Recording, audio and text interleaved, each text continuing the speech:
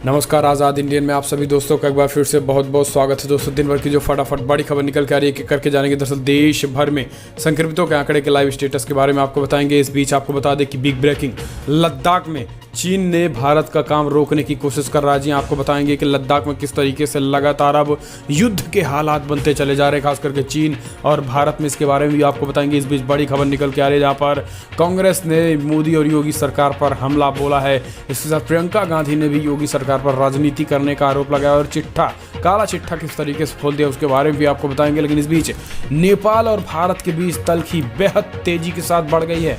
नेपाल के प्रधानमंत्री ने लिपुलेख काला पानी को बताया अपना हिस्सा, तो कोरोना भारत से कोरोना फैलाने का आरोप लगा दिया। कहा है कि भारत का कोरोना सबसे ज़्यादा खतरनाक है। जी इसके बारे में भी आपको बताएंगे सब कुछ खबरें एक एक करके विस्तार से जानेंगे। जहां पर आपको बता दें कि गाड़ियों के विवाद को लेकर अब सोशल मीडिया ट्विटर पर लोग बीजेपी का जमकर मजा उड़ा रहे हैं। कह रहे हैं कि 1000 बसों के नंबर को 2 मिनट में चेक करने वाले पुलवामा में RDX कहां से आया, अभी तक नहीं चेक कर पाए हैं। जी हाँ, हम जानेंगे सब कुछ खबरें एक एक करके विस्तार से। जहां पर आपको बता दें कि बिहार के गोपालगंज में एक हिंदू मुस्लिम एकता की बड़ी मिसाल सामने आई है, उसके बारे में भी आपको बताएंगे। कहीं को एक बार फिर से यूपी बिहार के प्रवासी जमकर हंगामा किए हैं, उसके बारे में भी आपको बताएंगे करके विस्तार जाने लगे। उससे पर छोटा सा निवेदन, अगर आपने चैनल को अब तक सब्सक्राइब नहीं किया तो प्लीज़ सब्सक्राइब कर लाल बटन दबाकर चैनल को सब्सक्राइब करें। और अगर आप भी मानते हैं कि गोदी मीडिया का विरोध करते हैं और मानते हैं कि कोरोना से निपटने में मोदी सरकार पूरी तरीके से फेल हुई है, तो इस वीडियो को दिल से लाइक करके अपना समर्थन दर्ज करें। दरअसल पहली बड़ी खबर निकल के आ रही है, आपको बता दें देश भर में संक्रमितों का आंकड़ा 1,06,000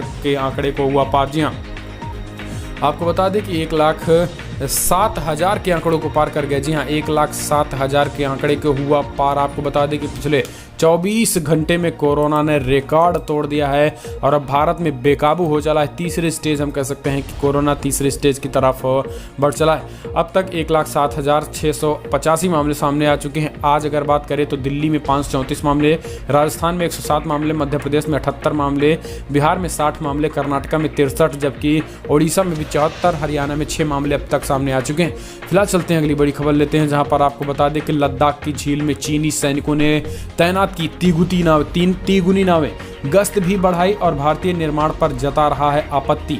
लाइन ऑफ एक्चुअल कंट्रोल पर तैनात गहराया, लद्दाख में भारतीय सड़क निर्माण रोकना चाहता है ड्रैगन। जी हाँ, आपको बता दें कि अब पूर्वी लद्दाख की झील पोंगोंग के साथ भारतीय और चीनी सैनिकों के बीच हुई झड़प के करीब 2 हफ्ते बाद चीनी सैनिकों ने अचानक वहां गश्त तेज कर दी है। इस झील से पहले ज़्यादा 3 गुनी नावें तैनात कर दी गई। इतना ही नहीं, चीन सैनिक वहां निर्माणाधीन भारतीय सड़क पर भी आपत्ति जता रहे हैं, एक और निश्चित बिंदु से आगे बढ़कर गश्त कर रहे हैं। अधिकारियों के मुताबिक लद्दाख में वास्तविक नियंत्रण रेखा LAC पर उपजा तनाव स्थिति को और खराब कर सकता है। सूत्रों के मुताबिक इंडियन एक्सप्रेस को बताया गया है कि चीन सैनिकों ने निगरानी कर रही नावों की संख्या बढ़ाकर 3 कर दी है। इससे पहले वो लोग मात्र 3 नाव का इस्तेमाल कर रहे थे। भारतीय सेना के पास भी झील के 45 किलोमीटर लंबे पश्चिमी हिस्से जो भारतीय नियंत्रण में है कि निगरानी के लिए इतनी संख्या में नावें थी। सूत्रों के मुताबिक पश्चिमी क्षेत्र में लगभग 1/3 चीनी दखल पोंगोंग झील में होते हैं। चीनी सैनिकों ने झील पर नावों की संख्या में पर्याप्त वृद्धि की है, जिसके बाद अब ये सामने आने लगा है कि भारत सरकार जिस तरीके से लद्दाख में अपनी सड़क बना रहा है, इसको रोकने के लिए चीन कभी भी किसी भी तरीके से आक्रमण कर सकता है। तो हम कह सकते हैं कि अब युद्ध जैसे हालात हो चुके हैं भारत और चीन के बीच। फिलहाल हम चलते हैं अगली बड़ी खबर लेते हैं। आपको बता दें कि कांग्रेस पार्टी ने मोदी सरकार पर बोला हमला, कहा टास्क फोर्स ने देश से बोला झूठ। जी हाँ, कांग्रेस ने कोरोना संक्रमण को लेकर केंद्र सरकार की टास्क फोर्स पर झूठ से बोलने का आरोप लगाया है। कांग्रेस नेता अभिषेक मनु सिंघवी ने कहा कि केंद्र सरकार की तरफ से टास्क फोर्स ने 24 अप्रैल को कोरोना संक्रमण का पीक बताया था, जबकि 16 मई तक कोरोना केस को शून्य कर दिया गया था, जबकि इसी दौरान कोरोना के सबसे ज़्यादा केस बढ़े हैं और ये सरकार लोगों से झूठ बोलती आई है। इस सरकार को माफ़ी मांगनी चाहिए। सिंघवी ने वीडियो कॉन्फ्रेंसिंग से पत्रकार वार्ता में आरोप लगाया है कि आज केंद्र सरकार कोरोना वायरस से निपटने में पूरी तरीके से विफल हुई है। आज 16 मई को पूरी तरीके से कोरोना संक्रमण खत्म करने की बात हुई थी, लेकिन आज 20 मई में इतनी तेजी के साथ कोरोना निकल रहे हैं कि आने वाले 2 से 4 महीने तक कोरोना भारत सरकार काबू कर ही नहीं सकती है। तो ये बड़ा हमला कांग्रेस सरकार ने बोला। फिलहाल हम चलते हैं अगली बड़ी खबर लेते हैं। आपको बता दें कि नेपाल के PM ने फिर से बातें बड़ा भारत पर बोला हमला, कहा चीन के मुकाबले इंडियन वायरस ज़्यादा खतरनाक है और लिपुलेख और काले पानी को बताया अपना हिस्सा, कहा हर कीमत पर लेकर रहेंगे। जी हाँ, आपको बता दें कि भारत और नेपाल के संबंधों में ज़बरदस्त खटास पैदा हो गई है और खटास उस वक्त और बढ़ गई जब नेपाल के प्रधानमंत्री केपी शर्मा ओली ने कैबिनेट की बैठक में कहा कि लिंधियाथुरा, लिपुलेख और काला पानी नेपाल के अभिन्न हिस्सा है जिसे वो किसी भी हालात में लेकर रहेंगे। इसी के साथ नेपाल के प्रधानमंत्री ने कैबिनेट बैठक में नक्शे को मंजूरी भी दे दी है। उल्लेखनीय है कि नेपाल के राष्ट्रपति ने संसद के संयुक्त सत्र को संबोधित करते हुए कहा था कि नेपाल में नए नक्शे में उन इलाकों को दिखाया गया है जिनमें हम मानते हैं। राष्ट्रपति विद्यादेवी भंडारी ने कहा है कि भारत में आने वाले लिंधियाथुरा, लिपुलेख और काला पानी इलाके नेपाल का हिस्सा हैं। तो इस तरीके से लगातार बातें निकल के आ रही हैं, जिसके बाद अब नेपाल के प्रधानमंत्री ने तो यहाँ तक कह दिया है कि जो भारत से कोरोना वायरस हमारे नेपाल में आ रहा है वो काफ़ी खतरनाक है, जबकि जो चीन से कोरोना वायरस आया है उससे लोग स्वस्थ भी हो रहे हैं, लेकिन भारत का जो कोरोना वायरस है उससे लोगों की जान चली जा रही है। इस तरीके से ज़बरदस्त हमला भारत पर बोला गया है।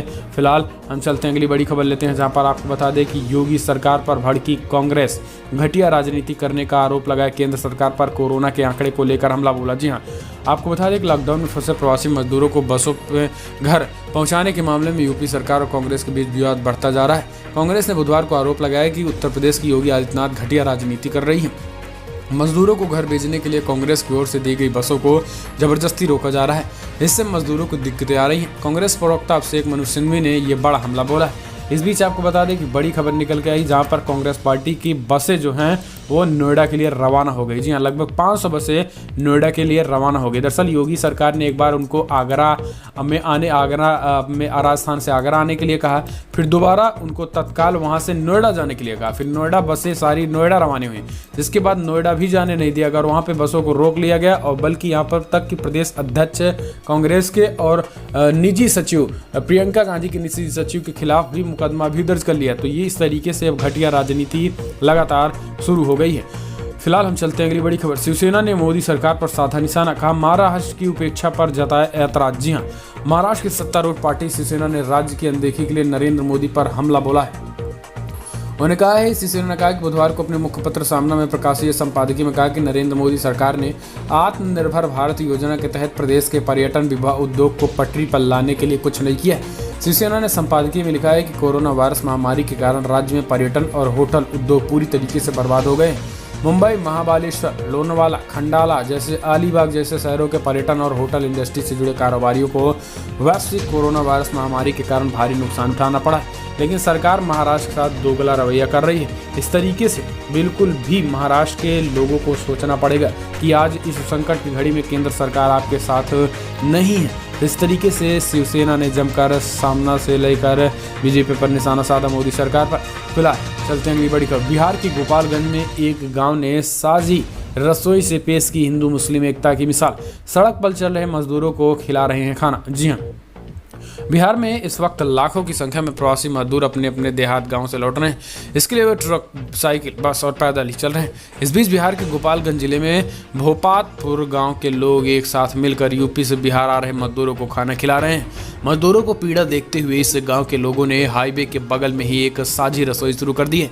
यह राष्ट्रीय राजमार्ग 27 से थोड़ी दूर सड़क किनारे सामुदायिक रसोई शुरू की है। हर रोज इस रसोई में पकने वाले खाने में करीब 8 से 10 हजार मजदूरों को खाना खिलाया जा रहा है। सुबह के 3 बजे का यहाँ खाना बनना शुरू कर दिया जाता है। इसकी शुरुआत उमेश यादव कर रहे हैं, जो कि एक टीचर है। उनके साथ 5-6 लोग और जुड़ गए। फिलहाल इस जगह पर लगभग 60 लोग काम करते हैं, जिनमें से 50% मुस्लिम हैं और 50% हिंदू हैं। और इस तरीके से दिखाता है कि किस तरीके से एक साझी रसोई हिंदू मुस्लिम की एकता की मिसाल से चल रही है और बड़े पैमाने पर मजदूरों को खाना खिला रही है।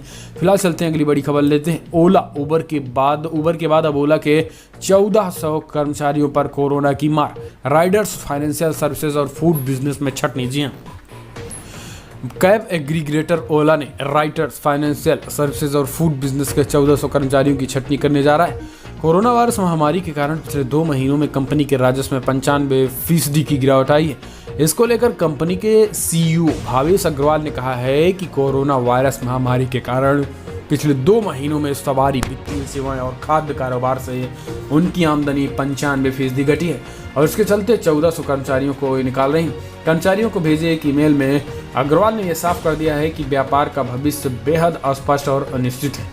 और निश्चित रूप से इस संकट का असर हम पर लंबे समय तक रहेगा। उन्होंने कहा है कि खासतौर से हमारे उद्योग के लिए वायरस का असर बहुत खराब रहा है, इसलिए अब बड़े पैमाने पर छंटनी शुरू हो गई है। फिलहाल चलते हैं अगली बड़ी खबर। 1000 बसों के नंबरों को 2 मिनट में चेक करने वाले मोदी सरकार, योगी सरकार पुलवामा में RDX लाने वाली गाड़ी का नंबर आज तक चेक नहीं कर सकी। सोशल मीडिया में मोदी सरकार का जमकर उड़ा मजाक। जी हाँ, लॉकडाउन के मद्देनजर जहां एक तरफ प्रवासी मजदूरों को बसों में ले जाने के मुद्दे पर कांग्रेस पार्टी ने मदद करने की कोशिश की, तो वहीं अब भारतीय जनता पार्टी, योगी सरकार ने इस पर घटिया राजनीति शुरू कर दी और अब उन नंबरों को गलत मलत तोड़ मड़ोड़ के पेश करना शुरू कर दी, जिसके बाद अब सोशल मीडिया में लोग जमकर योगी सरकार का मजा ले रहे हैं। लोगों का कहना है कि 1000 नंबरों को मानो 2 मिनट में इस तरीके से चेक कर लिए, लेकिन पुलवामा में RDX लाने वाली गाड़ी का नंबर का पता आज तक नहीं चल सका है। ये है मोदी सरकार, ये है योगी सरकार।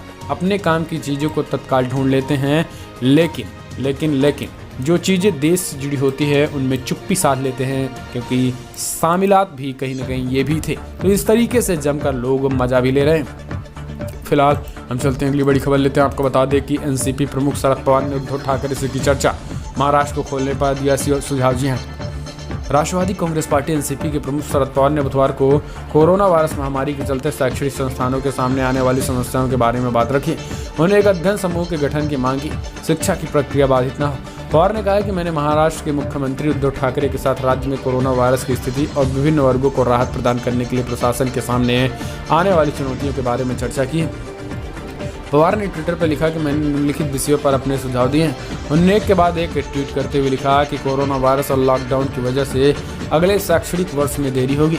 इसके चलते छात्रों और शिक्षकों की संख्या में कमी आएगी। शैक्षिक संस्थानों और तकनीकी संस्थानों की आय पर प्रभाव पड़ सकता है। पवार ने लिखा कि वित्तीय घाटे के कारण कुछ शैक्षणिक संस्थानों के बंद होने की भी आशंका जताई जा रही है। वैसे में कुछ खोलने की भी ढेर सारी चीज़ें महाराष्ट्र के मुख्यमंत्री को कहा है। फिलहाल चलते हैं अगली बड़ी खबर लेते हैं। आपको बता दें कि बिग ब्रेकिंग निकल के आ रही, कोयम्बटूर घर जाने के लिए स्टेशन पर उमड़े यूपी बिहार के प्रवासी।